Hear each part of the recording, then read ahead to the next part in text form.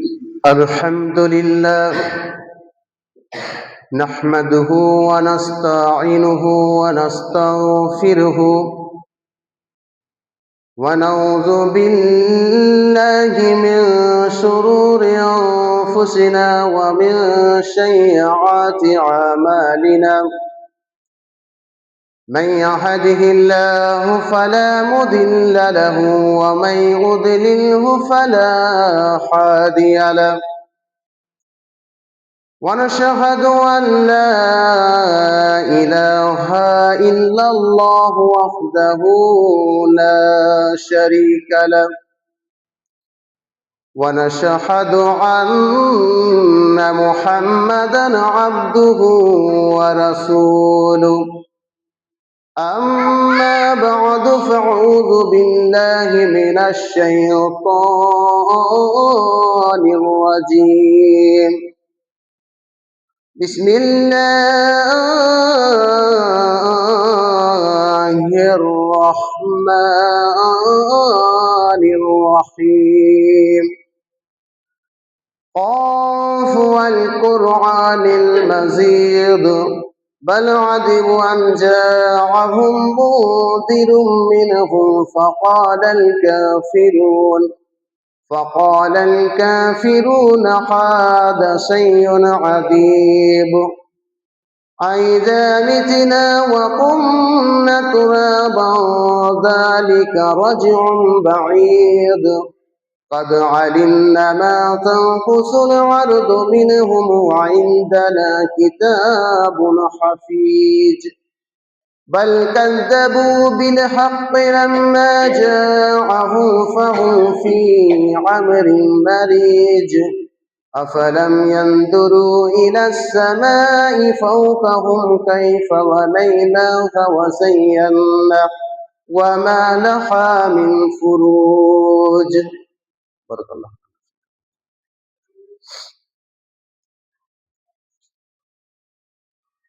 نحمده ونصلي على رسوله الكريم أما بعد فأعوذ بالله من الشيطان الرجيم بسم الله الرحمن الرحيم كتاب أنزلناه إليك لتخرج الناس من الظلمات إلى النور وقال الله تعالى في موضع آخر ألا إن الله لا ينظركم إلى صوركم وأموالكم ولكن ينظر إلى قلوبكم وأعمالكم ونساتكم إلى آخر الحديث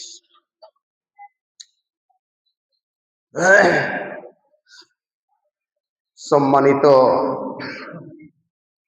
শ্রদ্ধেয় প্রিয় মুসলিম ভাই সকল, পর্দানশীল মা ও বোনেরা, সমস্ত তারিফ, সমস্ত প্রশংসা, সমস্ত গুণগান, গুণকীর্তন সেই মহান রব্বুল ইজ্জতের জন্য, যিনি আমাদেরকে অসংখ্য মাখলুকাতের মধ্যে থেকে সব থেকে উত্তম করে, সব থেকে সুন্দর করে এই পৃথিবীর বুকে নাজ ও নিয়ামত, মান সম্মান মর্যাদা সুসম্পন্ন করে পৃথিবীতে আল্লাহ সুবহানাহু তাআলা আমাদেরকে পাঠিয়েছেন।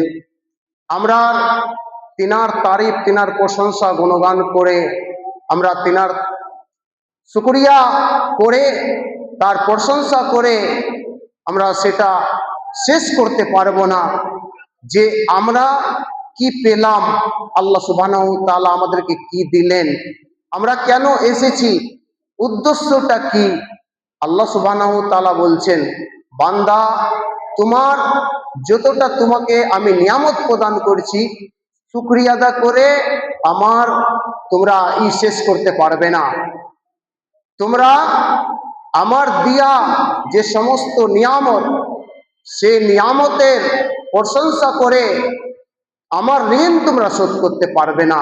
তাই আমরা ছোট্ট বাক্য, ক্ষুদ্র একটা বাক্য শব্দ যেটা বলতে হয়, আমরা সকলে আল্লাহর কাছে এই ছোট্ট বাক্য দিয়ে আমরা আল্লাহ পাকের শুকরিয়া করব। সকলে বলুন আপনারা আলহামদুলিল্লাহ। তারপরে পরে আখরি নবী, দো জাহানের নবী আহমদ মুস্তফা মোহাম্মদ মুস্তফা রসুল্লাহ সাল্লাল্লাহু আলাইহি ওয়াসাল্লাম, তার উপরে শত দরুদ এবং সালাম বর্ষিত। আল্লাহুম্মা সাল্লি আলাইহি, আল্লাহুম্মা বারিক আলাইহি, আল্লাহুম্মা আমিন।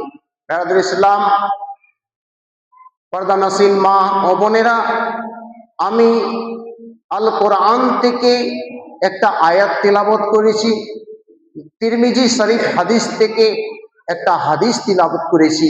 সেই কোরআন এবং হাদিসকে সামনে রেখে কয়েকটি কথা বলে আমার বক্তব্য ইতি করব ইনশাআল্লাহ।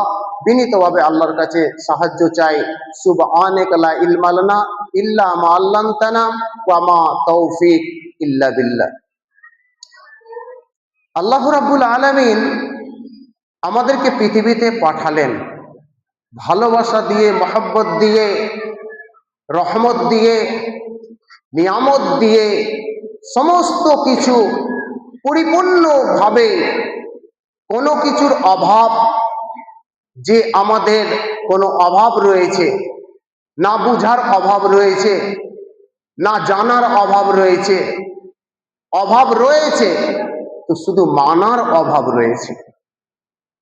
আমরা বিশেষ জাতি, মুসলিম জাতি, মুসলিম উম্মাহ, যার মাথার উপরে রয়েছে সিলভাস কোরআন। এই কোরআন আল্লাহ সুবহানাহু তাআলা নবীর উপরে পাঠালেন জিবরিলের মাধ্যম দিয়ে। জিবরিল এই কোরআনের বার্তা, কোরআনের মেসেজ ৬৬৬৬টা আয়াত টাইম অনুযায়ী, সময় অনুযায়ী, সিচুয়েশন অনুযায়ী, যখন যেটা দরকার, যখন যেটা প্রয়োজন, যখন যেটা জরুরি, সেই অনুযায়ী, সে টাইম পরিপ্রেক্ষে আল্লাহ পাক আয়াত নাজিল করলেন। কোরআন আসতে টাইম লেগেছে 23 বছর 6 মাস। কোরআন সম্পূর্ণ সাজানো হয়েছে কাদার রাতে, 5টা রাতে আল্লাহ নবী মুহাম্মদ সাল্লাল্লাহু আলাইহি ওয়াসাল্লামের উপর কোরআনকে সম্পূর্ণ করা হয়েছে। তার জন্য পৃথিবীর বুকে, এই দুনিয়ার বুকে কোরআন আসার আগে, নবী আসার আগে একটা জাহেলিয়াত, একটা জামানা ছিল, একটা জাহেলিয়াত, একটা যুগ ছিল। সে সময় জাহিল যারা, জাহেলিয়াত যারা মূর্খতা অবলম্বন করত, তারা কি করত? সে সময় কোনো এমন অন্যায় কাজ ছিল না, কোনো এমন অপরাধ ছিল না যে তারা করেনি, কোনো এমন জুলুম ছিল না যে তারা করেনি। কেন? যে আল্লাহ নবী মুহাম্মদ সাল্লাল্লাহু আলাইহি ওয়াসাল্লাম যখন পৃথিবীতে অবস্থান করলেন, যখন আল্লাহ নবী মুহাম্মদ সাল্লাল্লাহু আলাইহি ওয়াসাল্লামের উপর কোরআন অবতীর্ণ হতে লাগলো, অর্থাৎ আসতে লাগলো, মানুষগুলো আস্তে আস্তে সেই কোরআনের ছায়াতলে, কোরআনের ছায়াতলে তারা আস্তে আস্তে ধারাবাহিকতার সহিত তারা লাইন দিতে লাগলো। আল্লাহ পাক বলেন, কোরআনের কথা, কোরআনের মেসেজ আল্লাহ সুবহানাহু তাআলা জাতির জন্য পাঠালেন। সেটা হচ্ছে কি? কিতাবুন আনজালনাহু ইলাইকা লিতুখরিজান নাসা মিনাজ যুলমাতি ইলান নূর। আল্লাহ পাক বললেন, কিতাবুন আনজালনা, ও জাতি, মুসলিম জাতি, কোরআন একখানা কিতাব তোমাদেরকে দান করা হয়েছে। এই কিতাব তোমাদেরকে দেওয়া হয়েছে। এই কিতাব দিয়ে যারা জাহিল ছিল, যারা মূর্খ ছিল, যারা অন্ধকারের মধ্যে লিপ্ত ছিল, যারা গোমরাহির পথে নিমজ্জিত ছিল, আল্লাহ পাক বলছেন, এই কিতাব যখন আমি নাজিল করলাম, এই কিতাব যখন অবতীর্ণ করলাম, এই কিতাবের ছায়াতলে, এই কিতাবের যারা ধারক বাহক, তারা কোরআনের ছায়াতলে এই কিতাবের ধারক বাহক যারা, তারা এই কিতাবের ছায়া তলে এসে তারা পেলটা কি? তারা পেল শান্তি, তারা পেল রহমত, তারা নিরাপত্তা পেল। কারা? যারা জুলমাত মানে অন্ধকার, অন্ধকারের মধ্যে লিপ্ত ছিল, অন্ধকারের মধ্যে লিপ্ত ছিল। আল্লাহ পাক বলছেন, আনজালনাহু ইলাইকা লিতুখরিজান নাসা, মুমিন মুসলমান, এই কিতাব তোমাকে রাস্তা দেখায়, এই কিতাব তোমাকে পথ দেখায়। ইলাইকা লিতুখরিজান নাসা, বেহেশতের পথ, সোজা পথ। এই কোরআন তোমাকে ধরে নিয়ে যাবে, এই কোরআন তোমাদেরকে ধরে নিয়ে যাবে কোন জায়গা? বেহেশতের রাস্তায়, জান্নাতের দিকে। কাদেরকে? যারা এই কিতাবের ধারক বাহক, যারা এই কিতাবকে অনুসরণ করে, যারা এই কিতাবকে অনুকরণ করে, যারা এই কিতাবকে মূল্য দেয়, যারা এই কিতাবের সমস্ত কিছু আইন ও কানুনকে যারা সম্পূর্ণভাবে নিজ ইচ্ছায় নিজ অন্তরের মধ্যে গ্রহণ করে নিয়েছে। কিতাব যা বলে, আল কোরআন যা মেসেজ দেয় আমাকে, সে মেসেজের উপরে আমরা চলি।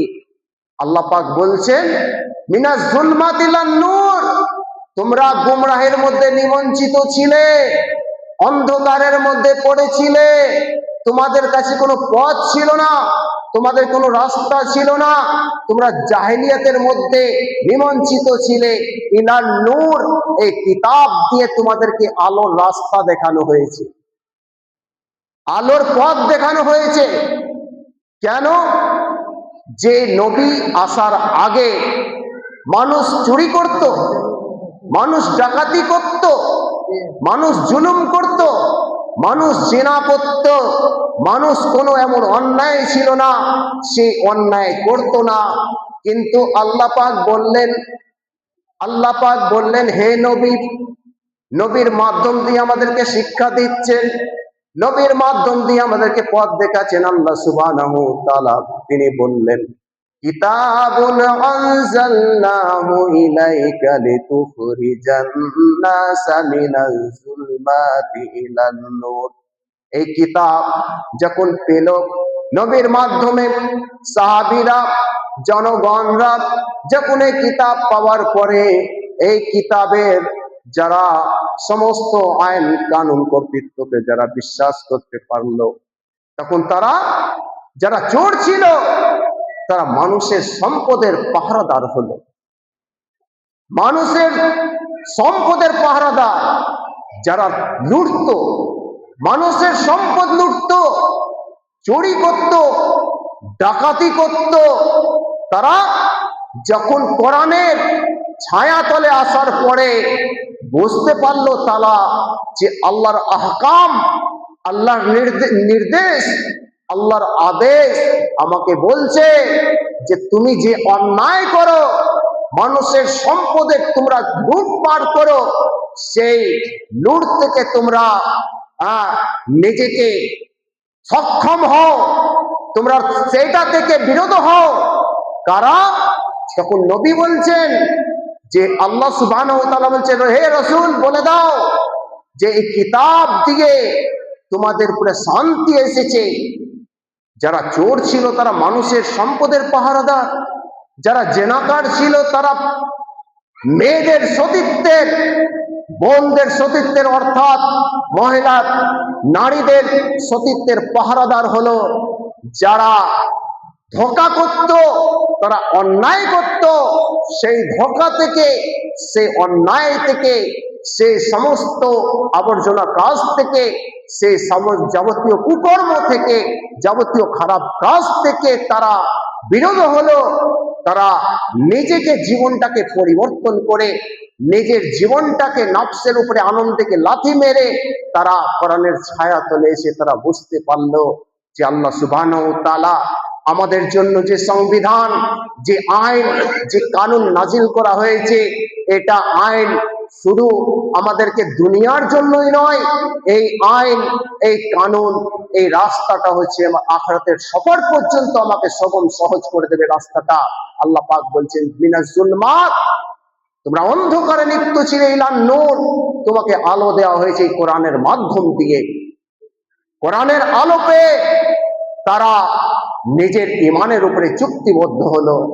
আজকে বর্তমান যে সিচুয়েশন, বর্তমান যে অবস্থার উপরে আমরা দাঁড়িয়ে আছি, কয়েকদিন আগে দেখলেন একজন ব্যক্তি সে কোরআনকে নিয়ে অবমাননা করেছে, কোরআনকে অপমান করেছে, কোরআনকে নিয়ে অপদস্থ করেছে। সে বলেছে নাকি যে কোরআনে নাকি লেখা রয়েছে সূরা মায়দা আয়াত নম্বর 5, তুমি আগে দেখোনি, তুমি পরে দেখোনি, তুমি দেখেছো যে যেখানে তোমরা কাফিরদের মুশরিকদেরকে পাবে, অমুসলিমদেরকে যেখানে পাবে তোমরা সেখানে বন্দী করবে, হত্যা করবে। সম্পূর্ণ ভুল কথা, সম্পূর্ণ ফেক কথা। তখন সে সময় ছিল, সে বিশেষ জাতির কাছে সে বার্তাটা আল্লাহ সুবহানাহু ওয়া তাআলা দিয়েছিলেন। তাদের উপরে যে চুক্তিবদ্ধ ছিল, যে চুক্তি ছিল, বারবার সে চুক্তিটাকে ভঙ্গ করা হয়েছে। তার কারণে আল্লাহ সুবহানাহু ওয়া তাআলা সে সময়ের জন্য এই আয়াতটা নাযিল করা হয়েছিল যে তোমরা যেখানে অমুসলিমদেরকে দেখতে পাবে সেখানে তোমরা তাদেরকে ধরো। তার আগে পরে বলা হয়নি, কারণ কোন মুসলমান, কোন মুসলিম জাতি কোন অযথা কোন মানুষের প্রতি অত্যাচার করবে না। এটা ইসলাম নসিহত দেয় না, এটা ইসলাম উপদেশ দেয় না, ইসলামের কীর্তিকলাপ এটা নয়। ইসলাম ক্ষুধার্তকে খাবার দেয়, ইসলাম তৃষ্ণার্তকে জল খাওয়ায়, পানি খাওয়ায়, দুঃখীদের পাশে দাঁড়ায়, বিপদগামীদের তারা আশ্রয় হয়ে দাঁড়ায়।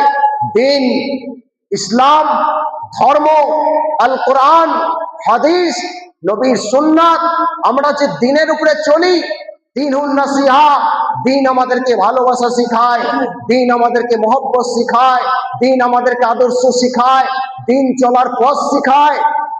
আজকে আমরা কোরআন নিয়ে যে অবমাননা, কোরআনকে যে তাচ্ছিল্য করা হয়েছে, কোরআনকে যে অপমান করা হচ্ছে, আজকে বিভিন্ন ভাবে কোরআনকে নিয়ে অবমাননা করা হচ্ছে। আল্লাহ পাক বলছেন জাতি, কোরআনের দায়িত্ব আমার হাতে, কোরআনের সংরক্ষণের দায়িত্ব আমার হাতে, কোরআনের সংরক্ষণের দায়িত্ব আমার হাতে রয়েছে, কোরআনের রক্ষা আমি করব, কোরআনের রক্ষা কবচ আমি। কেন?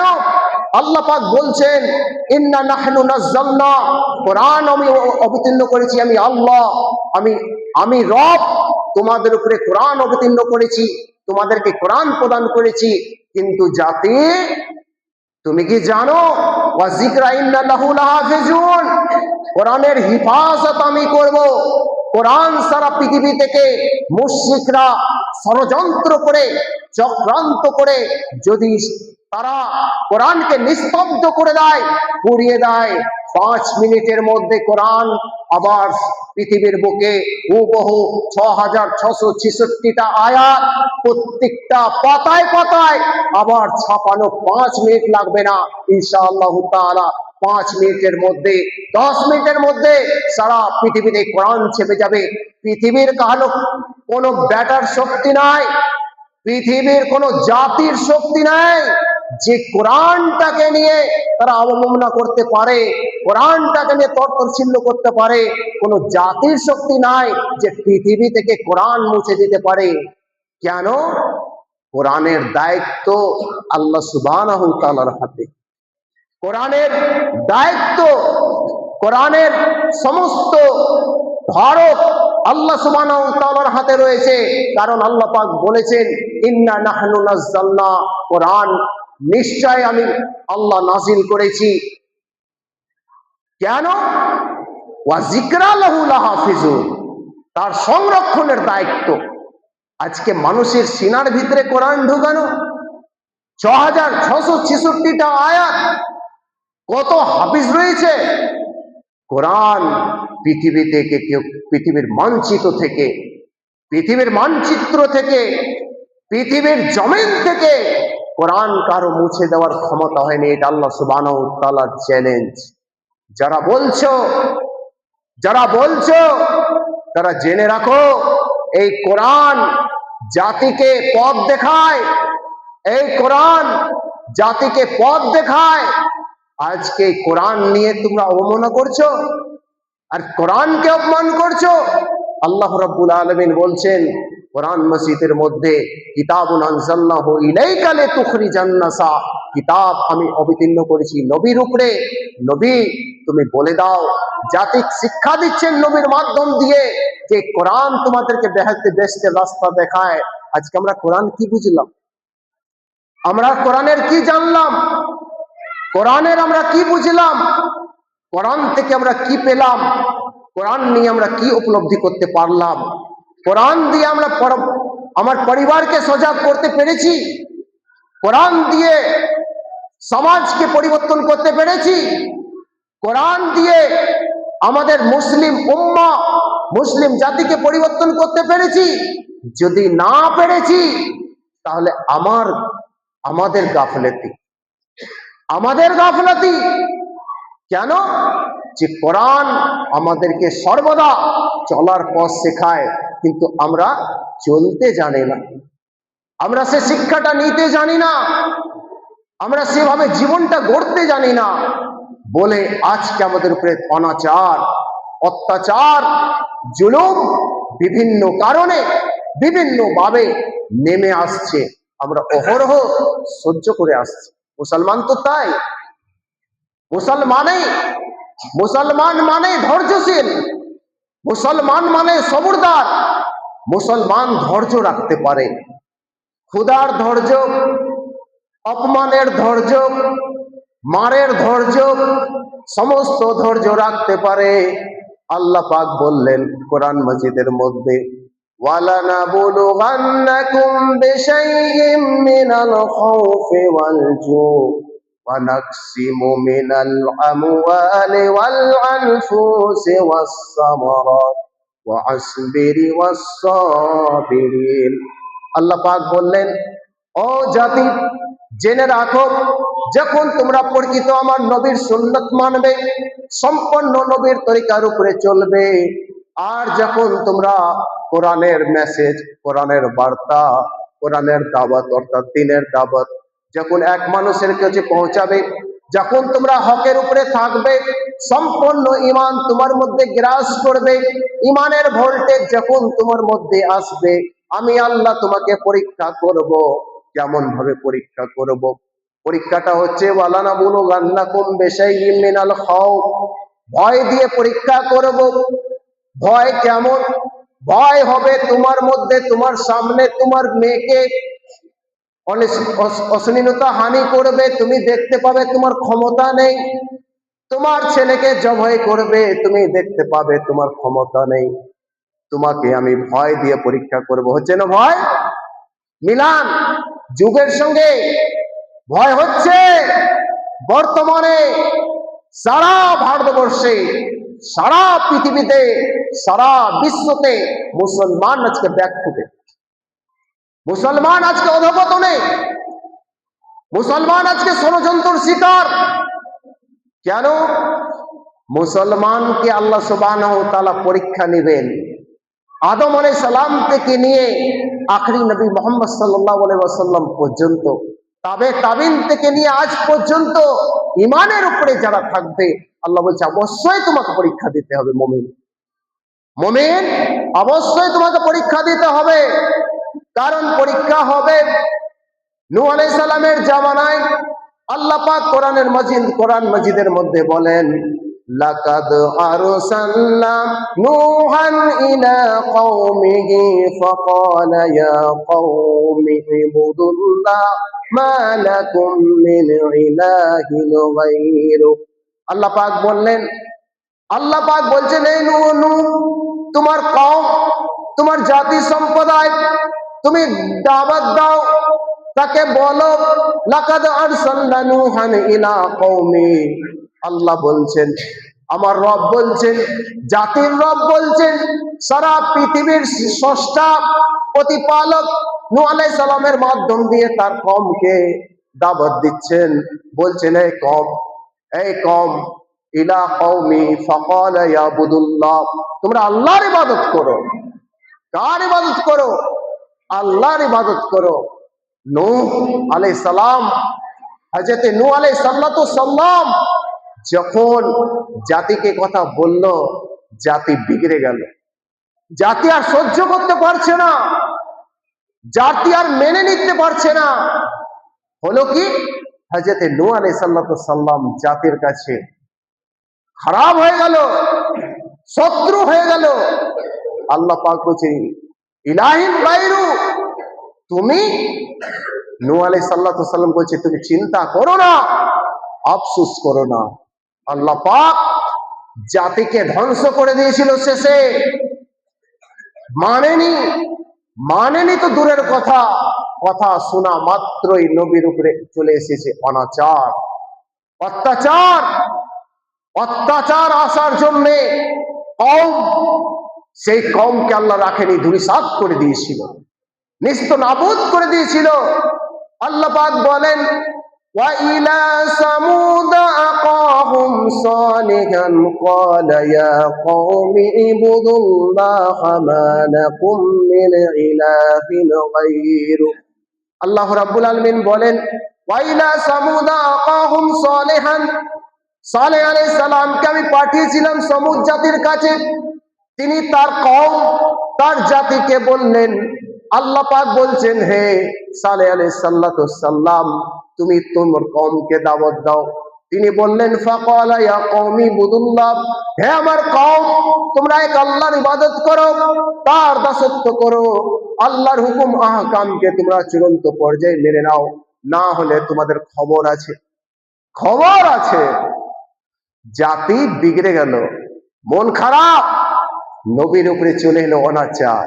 আল্লাহ বলছে, দেখবি, দেখ, আল্লাহ সে সমুদ জাতিকে, পাওয়ারফুল জাতি, পাহাড় ফাটিয়ে দিত, পাহাড় ফাটিয়ে চুরমার করে দিত।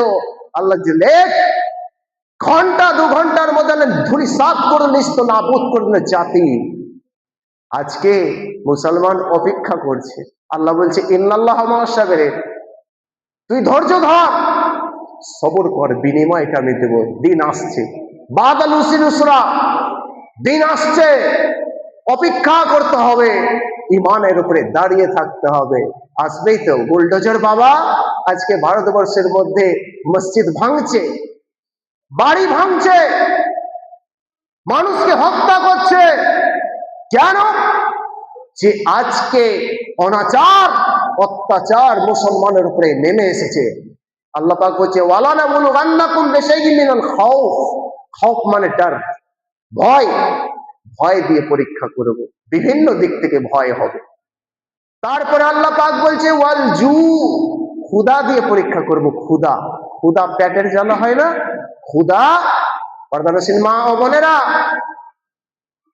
প্রিয় মুসলিম ভাই সকল, যে আজকে ক্ষুধা কাকে বলে, পেটে জ্বালা হয়, ওইটাই ক্ষুধা। আল্লাহ পাক বলছেন, ফসল সুন্দর জমিতে ফলেছে, হঠাৎ 4 দিনকার বৃষ্টি দিয়ে জমির ফসল জমিতে থেকে গেছে।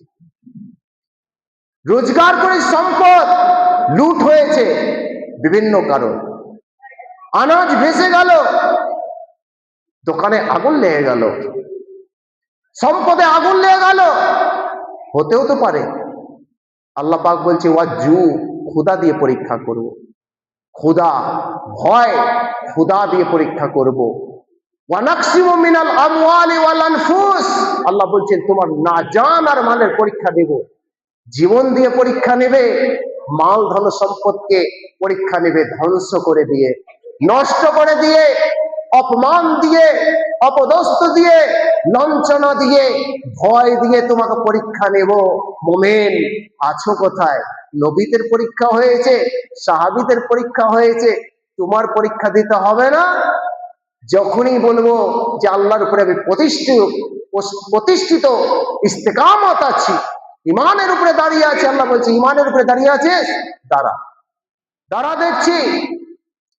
ওয়ানাকসিমু মিনাল আমওয়ালি ওয়াল আনফুস, আল্লাহ বললে তোমার জীবন দিয়ে আমি পরীক্ষা নেব, ধন সম্পদকে নষ্ট করে দিয়ে পরীক্ষা নেব। মিনাল আমওয়াল, মাল দিয়ে পরীক্ষা করতে হবে। ওয়াসবিরি সাবিরিন, আল্লাহ বলছেন তারাই ধৈর্যশীল, তারাই সবরদান। ওয়াসবিরি সাবিরিন, যারা সমস্ত ভয় পাওয়ার পরে ছেলে মেরে দেওয়া হয়েছে, সমস্ত পরিবারকে নষ্ট করে দেওয়া হয়েছে, সম্পদ ভেসে গেছে, মাল ভেসে গেছে, নিজের জীবন নিয়ে টানাটানি, আল্লাহ পাক বলছেন বান্দা তোমার জীবন যাচ্ছে, তুমি কোন চার অত্যাচারের মধ্যে রয়েছো। রব্বুল আলামিন বললেন তোমাকে ভয় দিয়েছি, ভয় নেই, ক্ষুধা দিয়েছি, ক্ষুধা নেই, তুমি ধৈর্যশীল।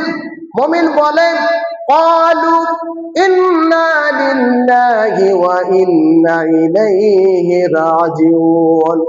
মুমিনদের কথা একটাই, আল্লাহ তুমি যা দিয়েছো সবটাই মেনে নিলাম, তুমি যা দিয়েছো সবটাই মেনে নিলাম, তারপরে তোমার দিকে আমরা প্রত্যাবর্তনকারী, তোমার দিকে ফেরত যেতে হবে আমাদেরকে। কেন? ইজা আল্লাযীনা ইজা আসাবাতুম মিন মুসিবাতুম, যত রকম আপদ, যেরকম মুসিবত, বিপদগামী, দুর্যোগ আসুক, মুমিনদের কোনো পরোয়াই নেই, মুমিনদের কোনো চিন্তা নেই। এই কথাটা কার? আল্লাহ পাক বলছেন ওয়ালা তাহিনু ওয়ালা তাহজানু, চিন্তা করো না বান্দা, ভয় করো না। তোমার মসজিদ ভেঙেছে, কি হয়েছে? আবার হবে। তোমার মাদ্রাসা ভেঙেছে, কি হয়েছে? হবে। সময়ের অপেক্ষা, বাদাল উসরি ইউসরা। আল্লাহ পাক বলছেন যে অন্ধকার ছেয়ে যায়, মেঘ লেগে যায়, সূর্য নেই, দেখা যাচ্ছে চারদিকে আকাশ ঘিরে নিয়েছে, আবার ঘন্টা দু ঘন্টার মধ্যে আল্লাহ পাক সূর্যটাকে উদ্ভাসিত করে আবার পৃথিবীকে আলোকিত করে দেয়। আল্লাহ পাক বলছে সর্বদা অন্ধকার থাকে না, আলো আসে, ইনশাআল্লাহ আসবে। কেন? তার কারণ আছে একটা, কারণ যে হচ্ছে পর্দানেস মা ও বোনেরা, প্রিয় মুসলিম ভাই সকল, যে এই সমস্ত কিছু সহ্য করতে হলে আল্লাহ পাক বলছেন ইমানের ভোল্টেজ বাড়াতে হবে। অন্যায়কারী, ইন্নামাল মুমিনুনা আল্লাযীনা ইযা যুকিরা, আল্লাহ বলছেন নিশ্চয়ই আমার মুমিনেরা, যারা মুত্তাকি, যারা দিনদার, তারা বলছে ইযা যুকিরা আল্লাহ, তারা আমাকে সর্বদা স্মরণ করে। কেমন স্মরণ করে? বান্দা বলে আমি আল্লাহ অহরহ অন্যায় করেছি, বান্দা বলে আমার দ্বারাই জুলুম হয়েছে, আমার দ্বারাই গুনাহ হয়েছে, আমার দ্বারাই অপরাধ হয়েছে, আমি অনেক অপরাধ করেছি, বড় ছোট সমস্ত রকম অপরাধ হয়, মানুষ জানতে পারে না, যে করে সে জানে, আর যে দেখে সে জানে। বান্দা আর আল্লাহর মধ্যে এত সম্পর্ক, আমি গোলাম, আমার প্রতিপালক দেখছে আমাকে আমি কি করছি, তাই বলছি ইযা যুকিরা আল্লাহ, বান্দা আমাকে স্মরণ করে। কেমন স্মরণ? যে আমি অন্যায় করেছি, একা একা অন্যায়, আমার অন্তর অনুভূতি আমার জাগছে, আমার অন্তর জাগছে, জাগ্রত হচ্ছে যে আমি আল্লাহ অন্যায় করেছি, তুমি ক্ষমা করো, আমার দ্বারা অনেক অপরাধ, অনেক জুলুম হয়েছে। আল্লাহ পাক বলছেন ওয়াজলাত কুলুবুহুম, তোমার অন্তর কাঁদছে, কম্পন করছে, তোমার বুক কাঁদছে, তোমার হৃদয় সেটার উপরে ভাবনা এনেছে। ওয়াজলাত কুলুবুহুম, কুলুব শব্দের অর্থ হচ্ছে অন্তর, হৃদয়।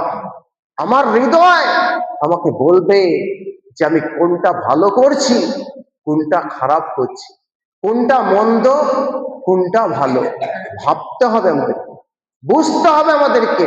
আল্লাহর নবী মুহাম্মদ সাল্লাল্লাহু আলাইহি ওয়াসাল্লাম বলছেন ইন্নাল্লাহা লা ইয়ানজুরুকুম, আমার চেহারা যতই সুন্দর হোক না কেন, আমার যতই আমি সুন্দর পোশাক পরিধান করি না কেন, আমার যতই মাল সন্তান সন্ততি সম্পদ হোক না কেন, আমার কোনো দাম নেই, আমার কোনো মূল্য নাই, এই পৃথিবীতে কোনো মূল্য নেই। মূল্য হচ্ছে কি? ওয়ালা কুলুবিকুম, আমার অন্তর কতটা আল্লাহকে ভয় করে, আমার অন্তর, আমার হৃদয় কতটা আল্লাহকে ভয় করে, আল্লাহ সুবহানাহু ওয়া তাআলা এটা দেখেন যে কার অন্তরে কতটা আল্লাহ সুবহানাহু ওয়া তাআলার ভয় রয়েছে। মুমিন মুমিনাত, মুসলিম ভাই সকল প্রিয় পর্দা নসিল মা ও বোনেরা, আমাদের জীবনের শেষ ঠিকানা, শেষ মুহূর্তে, শেষ প্রান্তে আমাদেরকে চিন্তা করতে হবে যে আমরা মুসলমান, আমাদের আদাত, আমাদের আকীদা, আমাদের চলন ফিরন, আমাদের কৃষ্টি কালচার, আমাদের তাহজিব কোথায়, কোন রাস্তার উপরে চলছে। দেখুন না, এটা নতুন বছর, জানুয়ারি মাস, আজকে আমরা আনন্দ উল্লাস করতে আমরা ব্যস্ত, আনন্দতে আমরা ব্যস্ত। আল্লাহ রাব্বুল আলামিন বলছেন যে ওয়াকাল আল্লাযীনা কাফারু রাব্বানা আরিনাল্লাযাইনি আদাল্লানা, যাদের মধ্যে কাফির মুশরিকদের আদাত মানে আকীদা, কৃষ্টি কালচার, তাহজিব, মুসলিম থাকা সত্ত্বেও আমার মধ্যে যদি এই কালচারটা থাকে তাহলে আমি কাফিরদের অন্তর্ভুক্ত হলাম। আর আল্লাহ পাক বলছেন ওয়াকাল আল্লাযীনা কাফারু রাব্বানা, তারা বলবে হে আমার রব, হে আমার প্রভু, হে আমার আল্লাহ। তারা কে ছিল মানুষের মধ্যে, কে ছিল জিনের মধ্যে, যে তারা আমাকে দিনের কথা না বলে, কোরআনের কথা না বলে, আমাদেরকে সে সুন্নতের কথা না বলে আমাদেরকে গুমরাহের পথে নিমজ্জিত করে দিল।